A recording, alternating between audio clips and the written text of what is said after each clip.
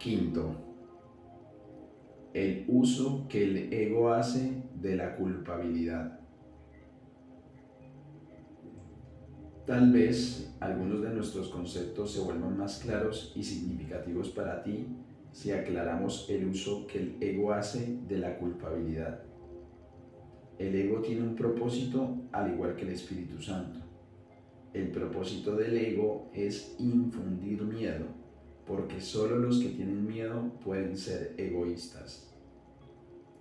La lógica del ego es tan impecable como la del Espíritu Santo, ya que tu mente tiene a su disposición los medios para ponerse de parte del cielo o de la tierra, según elija. Pero una vez más, recuerda que ambos se encuentran en ti. En el cielo no hay culpabilidad porque el reino se alcanza por medio de la expiación, la cual te libera para que puedas crear.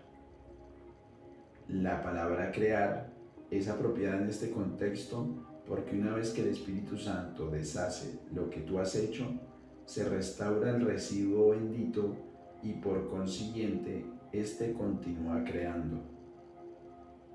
Lo que es verdaderamente bendito es incapaz de producir culpa y solo puede producir dicha. Esto hace que sea invulnerable al ego porque su paz es inexpugnable. Lo verdaderamente bendito no es susceptible de ser alterado debido a la plenitud de la que goza. La culpabilidad siempre altera.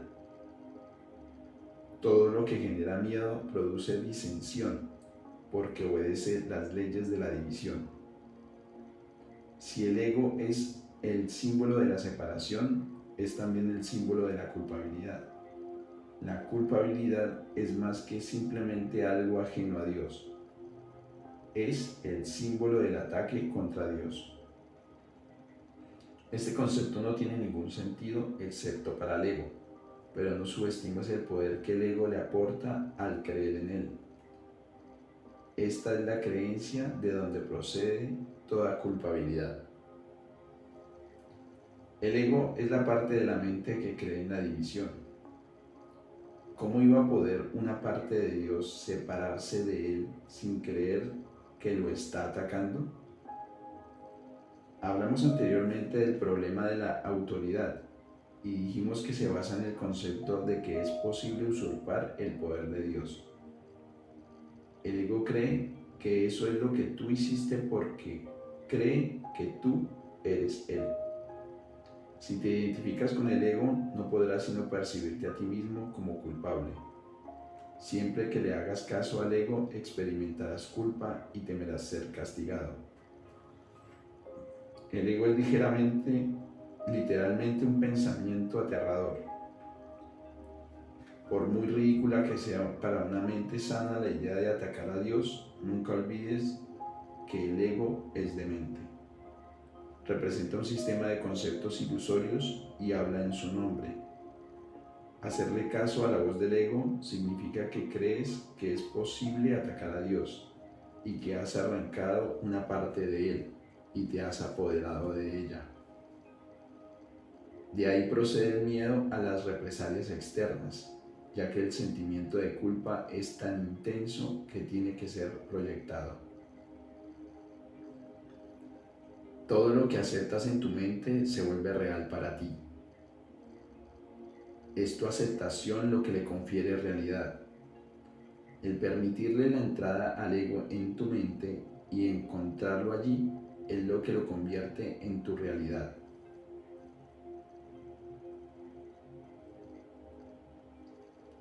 El permitirle la entrada al ego en tu mente y entronarlo allí es lo que lo convierte en tu realidad. Eso se debe a que la mente es capaz de crear realidad o fabricar ilusiones. Dije anteriormente que tienes que aprender a pensar con Dios. Pensar con Él es pensar como Él, lo cual produce dicha y no culpabilidad, porque es algo natural. La culpabilidad es un signo inequívoco de que tu pensamiento no es natural. El pensamiento que no es natural va siempre acompañado de culpa, porque es la creencia en el pecado. El ego no percibe el pecado como una falta de amor, sino como un decidido acto de agresión. Esto es necesario para su supervivencia porque tan pronto como consideres que el pecado es una insuficiencia, tratarás automáticamente de remediar la situación y lo lograrás. Para el ego eso es la perdición, pero tú tienes que aprender a verlo como tu emancipación. La mente que está libre de culpa no puede sufrir. Al estar sana, sana a su vez al cuerpo porque ella misma ha sanado. Las enfermedades son inconcebibles para la mente sana, ya que no puede concebir atacar a nadie ni a nada. Dije antes que la enfermedad es una forma de magia. Quizá sería mejor decir que es una forma de solución mágica. El ego cree que castigándose a sí mismo mitigará el castigo de Dios. Mas incluso en esto es arrogante. Le atribuye a Dios la intención de castigar y luego adopta esa intención como su propia prerrogativa. El ego trata de usurpar todas las funciones de Dios tal como las percibe porque reconoce que solo se puede confiar en una lealtad absoluta. El ego no puede oponerse a las leyes de Dios de la misma manera en que tú tampoco puedes hacerlo, pero puede interpretarlas de acuerdo con lo que desea, al igual que tú. Por eso es preciso que contestes la pregunta: ¿qué es lo que quiero? La contestas cada minuto y cada segundo, y cada decisión que tomas es un juicio que no puede por menos que tener consecuencias. Y estas continuarán repitiéndose automáticamente hasta que tomes otra decisión. Recuerda, no obstante, que las alternativas en sí son inalterables. El Espíritu Santo, al igual que el ego, es una elección que uno hace. Ambos constituyen las únicas alternativas que la mente puede aceptar y obedecer. El Espíritu Santo y el ego son las únicas opciones que tienes. Dios creó una de ellas, por lo tanto no puedes deshacerla. La otra la inventaste tú, por lo tanto puedes. Solo lo que Dios crea es irreversible e inmutable. Lo que tú has fabricado siempre se puede cambiar porque cuando no piensas como Dios, en realidad no estás pensando en absoluto. Las ideas ilusorias no son pensamientos reales, si bien puedes creer en ellas. Pero eso es un error. La función del pensamiento procede de Dios y reside en Dios. Puesto que formas parte de su pensamiento, no puedes pensar separado de él.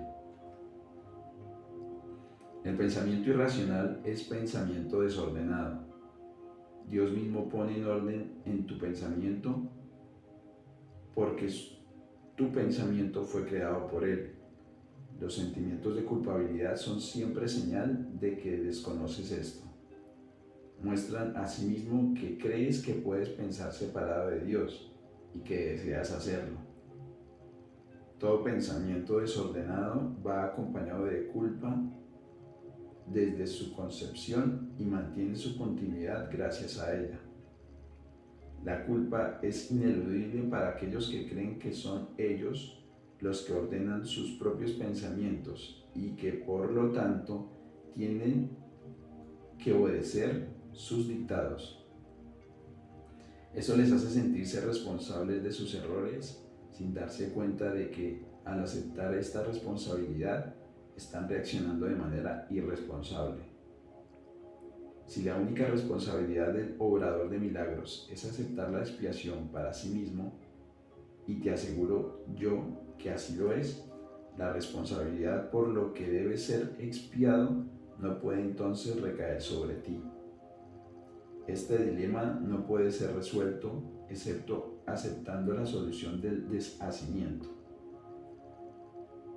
Tú Serías responsable de los efectos de tu manera equivocada de pensar si ésta no pudiera deshacerse.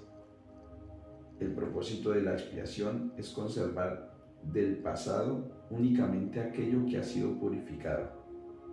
Si aceptas el remedio para el pensamiento desordenado, remedio cuya eficacia es indudable, ¿cómo iban a seguir estando presentes sus síntomas?